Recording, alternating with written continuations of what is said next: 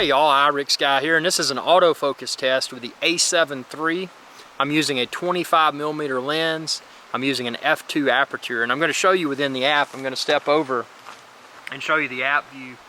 One of the coolest things and one of the common misconceptions with the a7 III is that it doesn't have apps. Well, this right here is the built-in, they call it the smart remote, and you can check the link within this video's description. I've got a tutorial that'll show you how to access it. I added it to one of my custom menus, and basically all you do is download the Play Memories app to your smartphone, in my case the iPhone, and then you pair it by way of Wi-Fi, and you can manipulate the aperture and all sorts of cool stuff in here. Look, see, I'm filming at f2 aperture, but I could change that if I wanted to on the fly.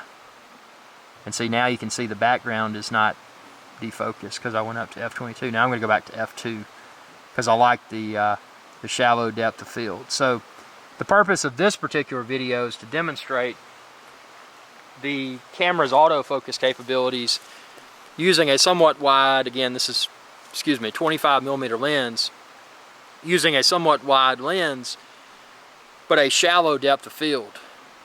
Because typically if you're going to throw off a camera's autofocus system utilizing that shallow depth of field, think when you're filming that subject has X amount of feet, you know, with an f2, I'd have to pull out the calculator and see, but that's pretty shallow. That's as shallow as this 25mm lens will go.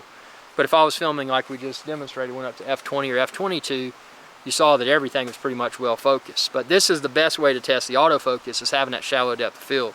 So what I'm going to do is just walk down there, and you'll have to watch and see how well or how poorly this autofocus tracks me. And then when I walk back, do I get back in focus? And I'll be able to see, using this app, which I'm absolutely in love with this app, but using this app I'll be able to tell somewhat well if I'm in focus or not. So let's go. Let's see what it looks like.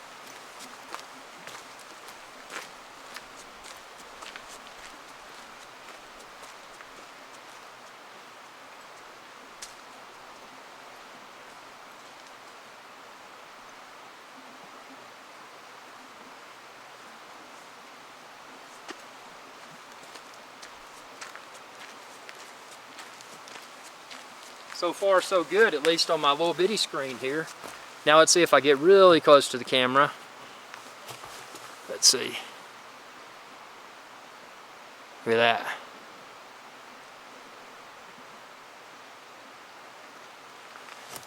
And again, this is why, because I used the a7R II for several years, this is why I downgraded to the a7 III, is this super awesome autofocus. I mean, look at that. That is, I mean, just looking at it in the app, I think it's doing a good job. But again, the true test is when it's in the, when I've downloaded it and you're watching it right now on YouTube. Let's see how long see it focused on that camera. I'm going to move the camera, and this should bring me back into focus. It did. Bring this camera back up, or this phone rather. I think it's very smooth. I mean, that was the thing with the a7R II that I used to use. Awesome camera. But to get really good video, I had to use manual focus. And without a film crew all the time, manual focus can become problematic. So being able to get this type of quality in autofocus blows my mind. No overheating problem so far with this camera. That was something with a7R II until I updated the firmware. I had frequent overheating issues. Haven't had any problems with this. So tell me what you think. How's the autofocus? Check the link within this video's description. You can find the 25mm lens that I used to film this video, the microphone that I used to film this video, the tripod, and of course the a7 III that I used to film this video. Thanks for watching, and y'all have a good day. Hey y'all, iRick's Guy here. If you enjoyed this video, please be sure to subscribe, like, and share. It's viewers like you that enable my channel to continue to grow. Thank you.